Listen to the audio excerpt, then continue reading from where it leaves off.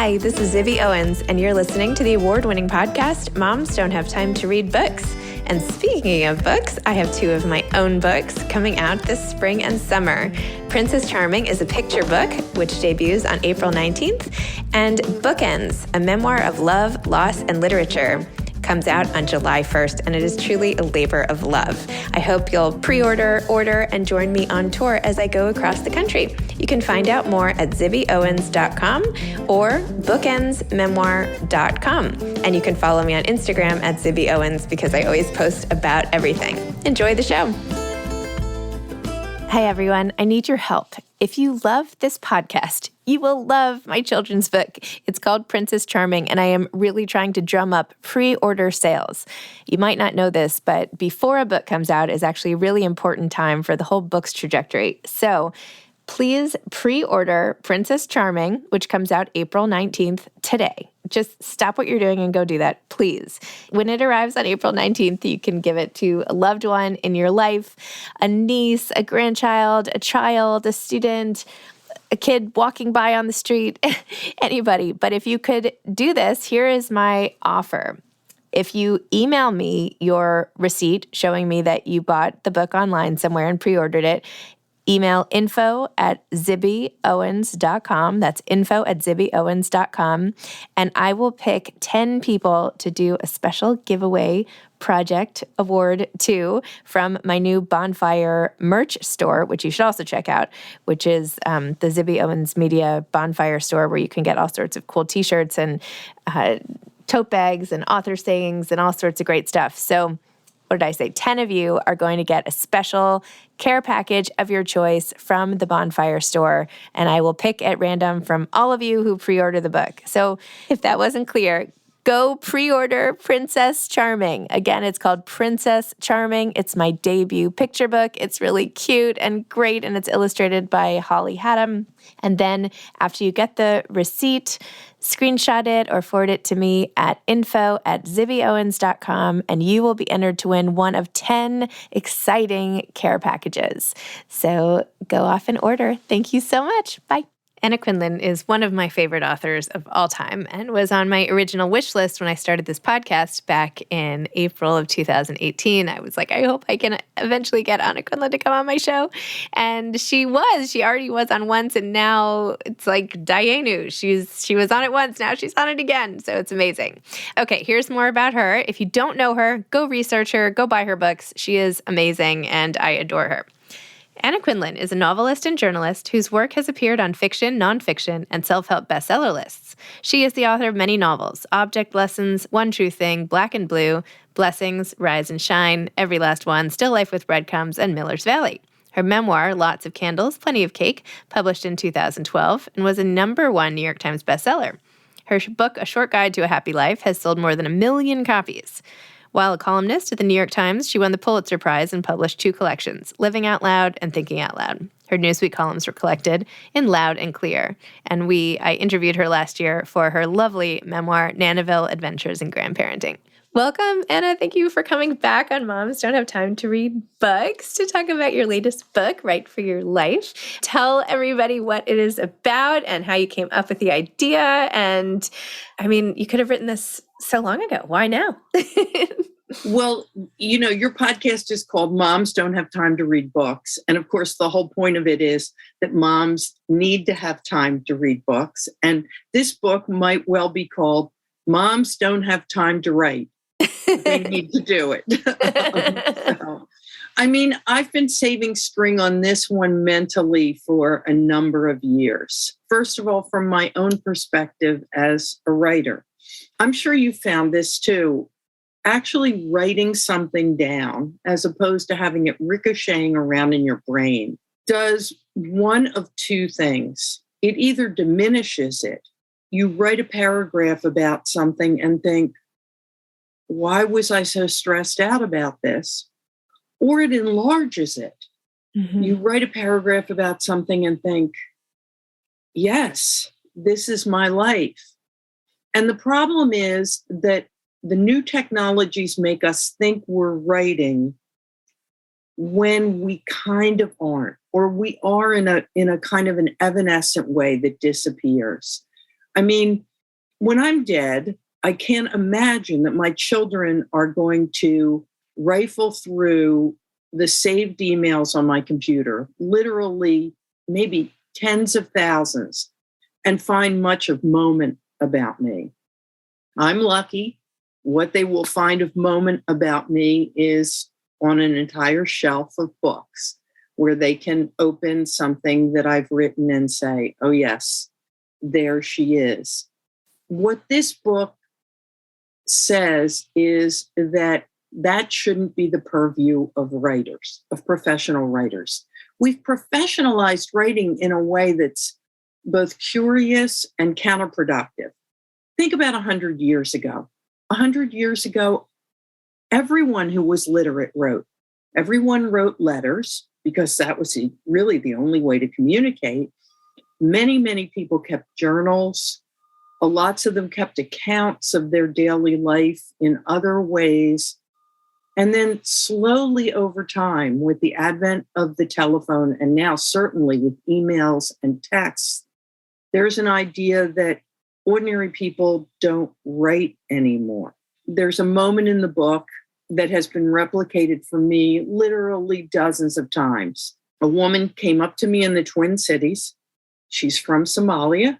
She now lives in Minneapolis. And she talked to me about her journey from one country to ours. And at the end of her very resonant description of her life, I said to her, you should write that down. Mm-hmm. And her response was, I am not a writer. And I've heard that over and over again. And what I want to do with this book is to say to everyone, you should write that down. You should write it down because when you do, you'll understand yourself in a way that you didn't before. You should write that down because when things are written down, they take on a kind of a life, a reality that they don't have when they're passing thoughts. And you should write it down because 50 years from now, your granddaughter will open a drawer and find a letter or find a journal and think, I know her. And that's eternal life. And who doesn't want eternal life? It's so true.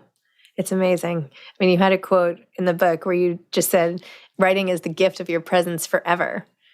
And you said, think of it this way. If you could look down right now and see words on paper from anyone on earth or anyone who has left it, who would that be? And don't you, as do I, wish that person had left such a thing behind? Doesn't that argue for doing that yourself? I feel that so powerfully about my parents, particularly my mother. My father has left more written documents behind, but my mother left almost nothing. And given the fact that she died when I was quite young, if only I had a packet of letters. I mean, I used to have a persistent fantasy that she had left me letters, one for every birthday, and that I would be able to open them up. But she didn't. And I think probably there were two parts to that. The first part was that she would probably say, as that woman did in Minneapolis, I am not a writer. And the second part, I think, would be as a very ordinary woman living a very ordinary suburban life, she would have said, what do I have to say? And the answer is real life is powerful. Mm-hmm. The tiny moments of real life taken together become a person in a way that is so powerful. I mean, there's one small fact of my mother's existence that I have written down in my columns that make everyone go, oh, and that is that my mother wanted to be an artist, but instead got married very young and had 5 children in quick succession. But on Fridays, when we could not eat meat because I'm from a Catholic family, she would put a hard-boiled egg in my lunch, and she would paint with watercolors on the surface of that egg, the face of a princess or a tree with apples or things like that. And It is no exaggeration nor diminution of my own character to say that when I was 11 or 12 years old, I took those eggs out and broke the shell. But Oh, there's something about that fact of hers that if only she'd written a paragraph about doing it, would enlarge my understanding of her. So I think particularly for mothers to have that to give to your children when you're there, but I think especially when you're gone is very, very powerful. I mean, that's the first thing I do whenever anybody passes away is I do like an inventory of what cards or what letters I have. I go through everything, like every file drawer, everywhere I can find it, what pictures and what letters. Like that's it. And to your point, not emails. Even though sometimes emails can be so private and personal, it's not the same. Like you said so much of in your book about handwriting, like you want to see where their hand touched that page. There's something about it. Well, you sent me, after you finished the book, I had to, yeah. you sent me a picture of a handwritten note to me. It wasn't long, it wasn't discursive, but it was in your writing. And that communicates something different than typing something. Now, look, I'm somebody who's been typing things her whole life long. As I say in the book, I don't handwrite my books. The thought is inconceivable to me. The synapse from my brain, from my imagination, goes directly from my fingers onto a keyboard. That's how I've been writing virtually my entire life.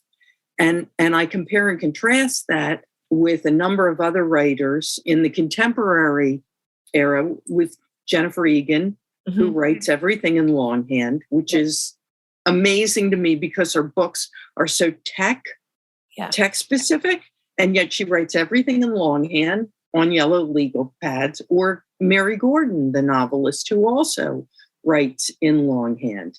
And I'm just wowed by that.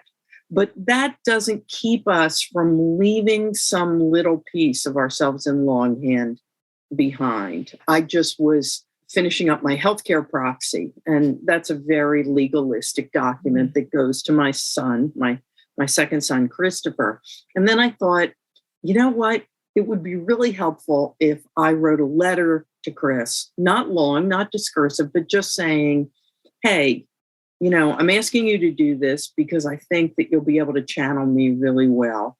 But just in case, here's the deal if I'm incapacitated. And I wrote it on the computer and printed it out, but I signed it with my name, with Mommy, because you look at that and think, she was here. That's what handwriting does. She was here. And even some small piece of it on a letter, I think, is incredibly valuable. I actually, when I did like my will and healthcare, whatever, like 5 years ago or something, or I updated it, whatever. Anyway, I did write a note by hand and I gave it to the lawyers to keep like with the will so that my kids would have a letter when I die. Well, it's funny. I just executed a new will and they made me initial every page before we got to the signature page. Apparently that's what the law requires or demands. I don't know.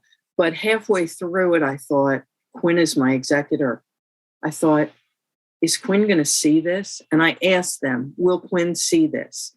And I thought to myself, seeing these initials will be upsetting for him on this particular document. But on everything else, I just feel like it bespeaks your presence. As I say in the book, when we think of letters, when we think of a group of love letters or those letters that were written during the war to and from someone who was serving, we think of them as tied up with a ribbon. And the reason I think we think of them as tied up with a ribbon is that a letter is a kind of a gift, especially now. I mean, if I want to tell you something, Zibby, meet me for lunch at Cafe Luxembourg, I send you a text, right? I don't send you a letter because I want to inform you of something. I send you a letter because I want to give you something. I want to give you something substantive. And I think that's borne out by the fact that there are certain kinds of communications that we really think are only letter appropriate. For example, I'm not going to write a condolence note as an email.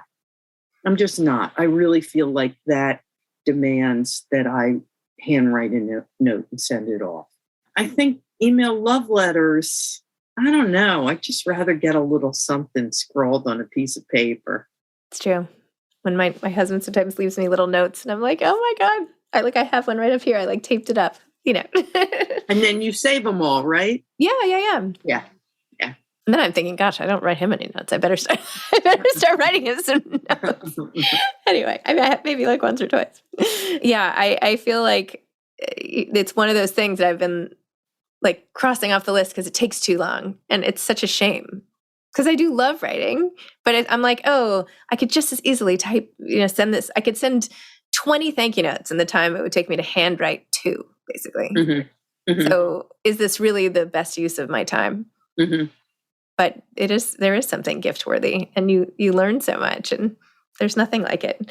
I think we've underestimated what writing can do for us. Yeah. And it can be really therapeutic too. Yes. And I think it's interesting that more and more entities are using it with a therapeutic model. I mean, I don't know if you recall the chapter in the book about doctors and nurses.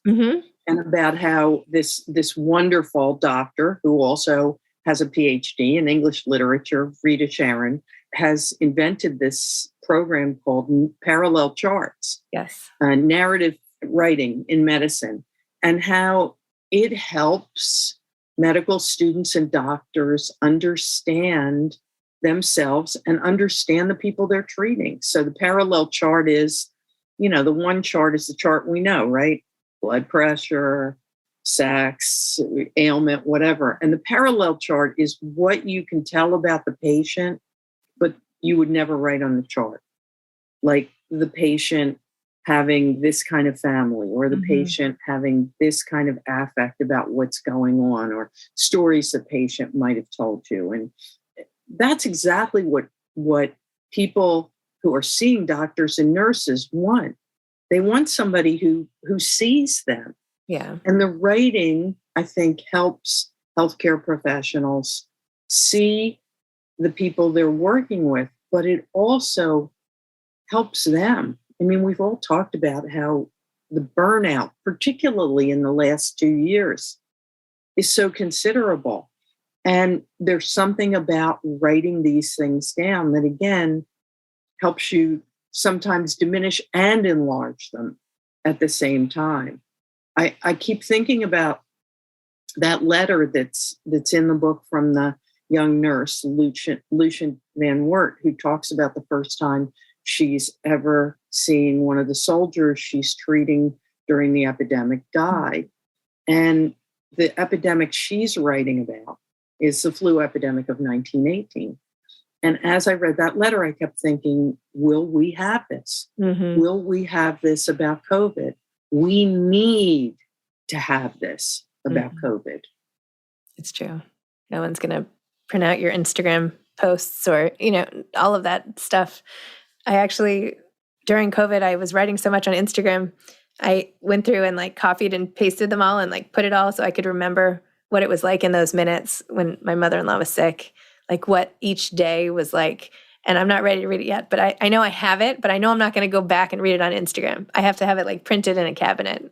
It's not the same as handwriting, but. Yeah, but that's a smart thing to do, because I think when you're writing episodically on some sites, it sort of gets away from you. I'm not saying you shouldn't write episodically. I mean, if you were keeping a journal during COVID, that's exactly what you're doing, writing from the very beginning when we all thought, oh no, 2 weeks of quarantine. Oh my gosh.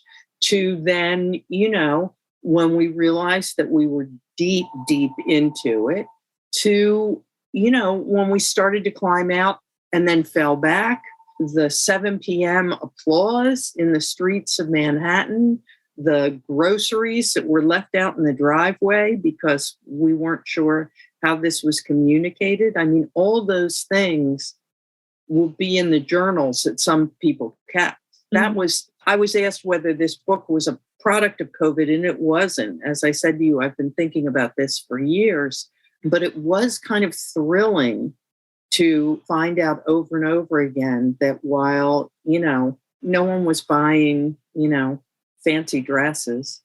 In fact, today, everyone's opening their closets going, wow, I totally forgot I had any of this stuff.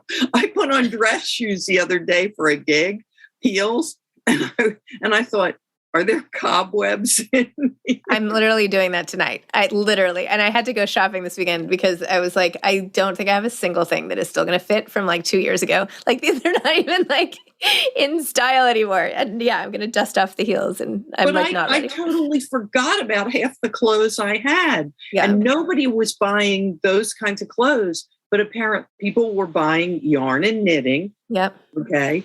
People were buying yeast and making bread. Yep. And people apparently were buying journals with empty pages and stationery because they decided that they were going to go back to writing.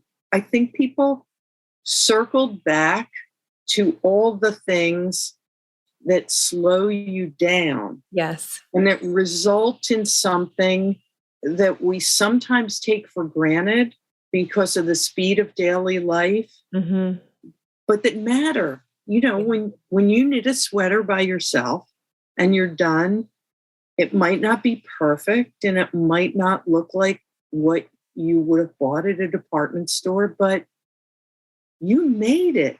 And I think that's the way people felt about journals as well. And I think they also felt that sense, I talk in the very beginning of the book about Anne Frank's diary and about how people think, oh my goodness, she wrote this incredible book. But the truth is she didn't write a book. In the very beginning, when she first got this diary for her birthday, she was talking to herself. And I think that's some of what people were doing during COVID. They were talking to themselves on the page so they could understand what they were thinking and feeling. And I think we all need to do more of that and not say, I'm not a writer. Everybody can write. Everybody can write. If you can read, you can write. Yep. My mom said the same thing. I was like encouraging her to write something, or I feel like it was maybe in my book club or something. And she was, oh, well, I don't have a story to tell. I'm like, Mom, what are you talking about? How can you say that? Like, as like 57,000 like funny things. She's funny or meaningful or sad or all I know what's happened to her. And even if nothing happened, even if it was just about her day. And I keep sending her all these like blank things, like, fill in this, whatever. But anyway, some people maybe don't feel comfortable. What I say at the very end of the book is that's why history feels so bloodless to us so much of the time. Because, God bless them. I'm happy to know about the Constitutional Convention and I'm happy to know about the founding of the United Nations.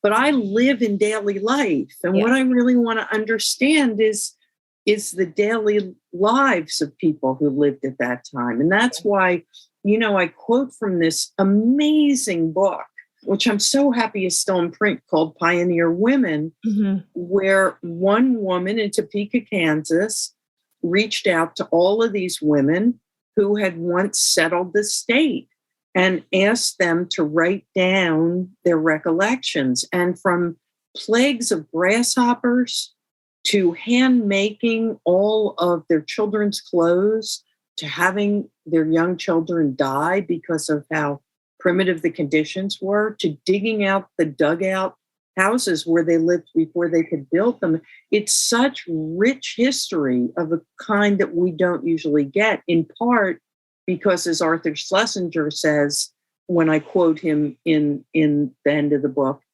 most history is written by and about powerful white men. And the history I'm really interested in is the history that can be written by women and people of color. And the only way that history gets written is if those people decide to write it. Very true. What's the last thing that you wrote by hand? I just wrote a condolence note yesterday, actually, on my stationery. I do feel really strongly about that to say you're sorry you've lost someone has to be done by hand. I feel I shouldn't even admit I have sent electronic email condolence notes, but I also feel like when I'm going through a loss, sometimes I like getting it on email. Like I like opening email and seeing that it's not that somebody like sees what I've gone through. Or that there's an immediacy to it. Yeah. It happened to you a day or two ago, and the email says, I just heard that you just suffered this loss. It does have that kind of immediacy. Yeah. But I feel like you're right. You're right too. No, you're right. My mother would say, shame on me for doing that, but I don't know. I won't tell her. What's your next project? Do you have a next project? I am kind of through the first draft of a new novel. Ooh, exciting. I always hesitate to say that because I'll knock wood and, I won't jinx it for you. The wood must be knocked. It's just such a difficult prospect. I mean, that's one of the things that I hope I successfully communicate to people who don't do this for a living in the book. I'm not saying it's easy because it's not easy for me. And this is book 21. Oh my gosh. Okay. So I never sit down and think, oh, writing, piece of cake. But I do feel afterwards like there's a piece of my life that's frozen in amber. Mm-hmm. And I feel like that's only for the good. But I do understand that when you sit down, you've got to wrestle with that voice in your head that says, I have nothing to say. Very true. Amazing. Anna, thank you. Thank you for this book. Thank you for the chat again. And thanks for encouraging people to read and write, especially. I am always telling people to write stuff down and saying, oh, your daughter said she's, tell her to write it down. But, there's never, you can't say it too many times. And of course, the way you said it is just so powerful for all the many people who have been benefited by writing, from freedom writers to Anne Frank to really everybody. So thank you. Well, now you know what it's like, Zibby. Now you know what it's like to be one of us. Now you're a member of the sisterhood, green hardcovers. Thank you. And I would say you'll be kinder to those of us who do this, except that you've always been notably kind to those of us who do this. So thank you. You're welcome. All right. Well, feel better. See you soon. Okay. Bye-bye. Bye. Thanks for listening to this episode of Moms Don't Have Time to Read Books. Don't forget to follow me on Instagram at Zibby Owens and at Moms Don't Have Time to Read Books.